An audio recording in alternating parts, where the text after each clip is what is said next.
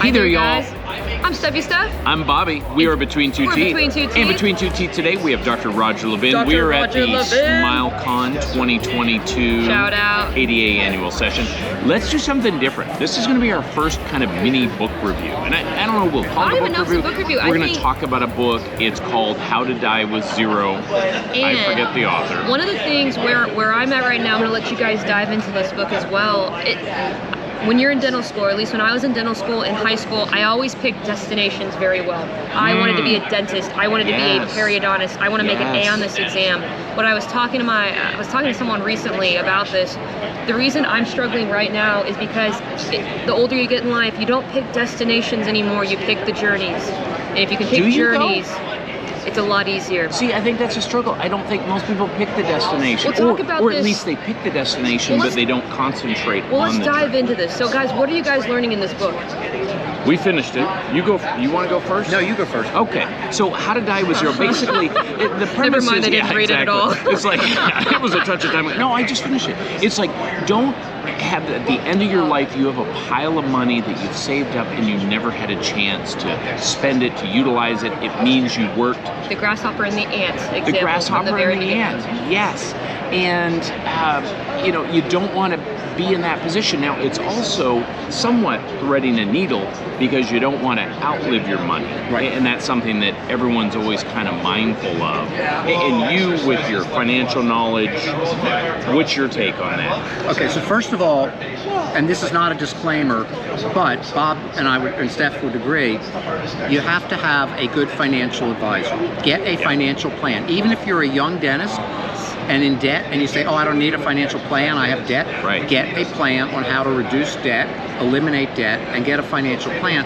Because number one, you've got to have enough to live out your life. And we never know how long that's going to be. Life is short, everybody, which is my second point. You need to enjoy life. So I believe experiences are invaluable. If you just hoard money and you don't have experiences, you're missing personal growth, you're missing excitement, you're missing learning and knowledge. That makes us feel better after taking 2 weeks off to go to Italy on a motorcycle adventure, because there's a cost to that, but you get an experience that no one can take away from. Right. And what he said in the book that was so great is, don't wait till you're on your deathbed to do good things with your money, whether you're sharing with your kids or a charity or a philanthropy, or you want to invest in a business. Don't wait until you're on your deathbed and then when you die, other people get the benefit. Why not enjoy doing it along the way? Really important concept to live by. And I like the concept of when you're 25 or 30, there may be some things that you can only do when you're 25 or 30, as opposed to, that everyone's addicted to that. Someday I'm going to do X.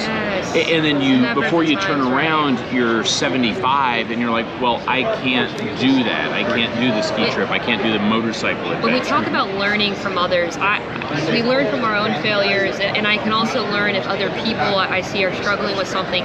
My parents are survivors. They're from a generation where you survive, not necessarily thrive.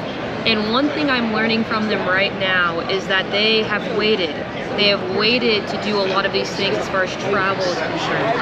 And as you get older, the issues kind of tend to stack up a little bit. And so what I've learned the most from them is through their kind of delay in living and thriving. They have been solid on the surviving. In all of that, there's certainly a financial component.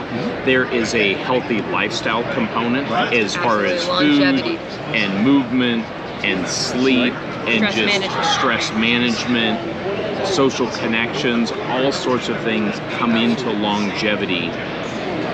Whole lot of factors there, a whole lot to unpack. It's generational too. And when I see you guys talk about taking responsibility for your education, you guys both love to learn. You guys are both time management guys. From a millennial's point of view, you're trying to cut in on. You're often late. Now I was kind of late. That's why we had to have a little bit of lunch. Millennials we're hard workers, but we want to thrive because we've seen a generation survive and really buckle down and save. And you're like, we're not going to do that. So I think there's some challenges thriving first, and then, like you were talking about earlier, getting to the point where, we don't have money for retirement. Oops. Well, here's a big suggestion. What's a key point here, especially for your generation? Because you're younger, and when you're younger, you may be really, well, I know you're really smart, but do we have wisdom yet? Wisdom comes with experience. So here's a suggestion. When you meet older people, elderly, and don't be embarrassed, they love to tell their life story, ask them what they regret. You will learn more by asking people what they regret they didn't do, and you'll be amazed at the answers you get. And then you get wisdom about how you might want to live your life earlier, better, differently, as in the book. And part of our decision making to go to Europe for 2 weeks, we figured we'll never be at the end of our careers and say, oh, remember those 2 weeks that we worked?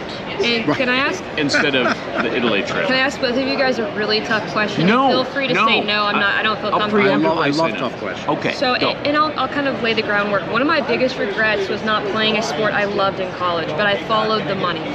What is one of y'all's biggest regrets? Sorry, I told you it was gonna be a tough question. And you so can I'm say gonna pass. go first.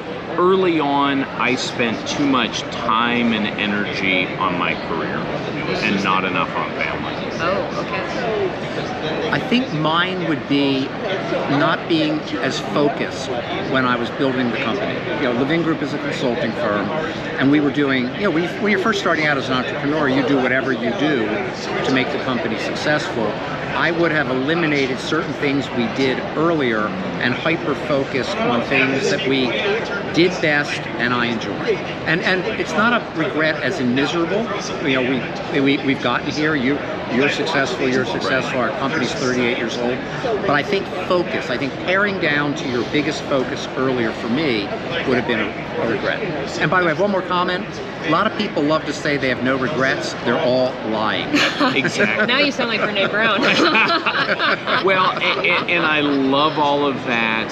There's so many factors that come into play. You know, I know you and I have talked about longevity issues and just healthy eating and movement.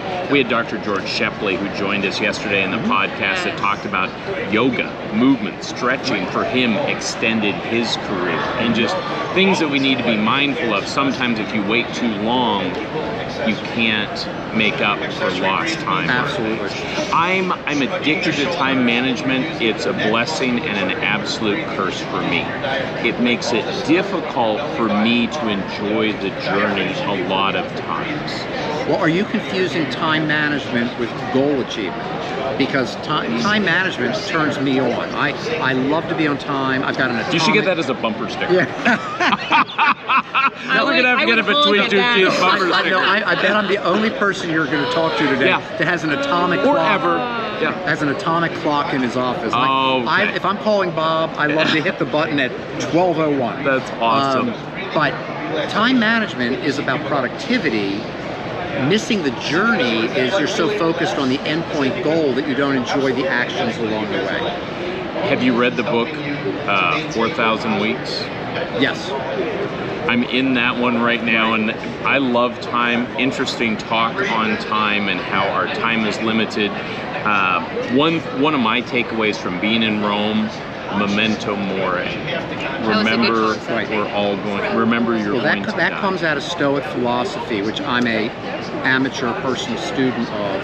I'm an amateur, and she told me I would never be a Stoic. Bob's like, I'm a Stoic. I go, no, I don't know about that. Literally, we're in Rome, and she tells me you will never be a Stoic, so stop it. I did not say you'll never be a Stoic. It's just, I think that's a better way to put it. Right. Certain principles, I'm early on my. Now you tell a Stoic, they say I'm a Stoic. It's a great. They'll tell you. It's a great philosophy. Yeah. But again, they would tell you enjoy every day because you never know when it might end, and it's not the typical platitude or bumper sticker. It is real, and the older I get, the more I see it, and the more important it is. Can you be out of balance and enjoy life?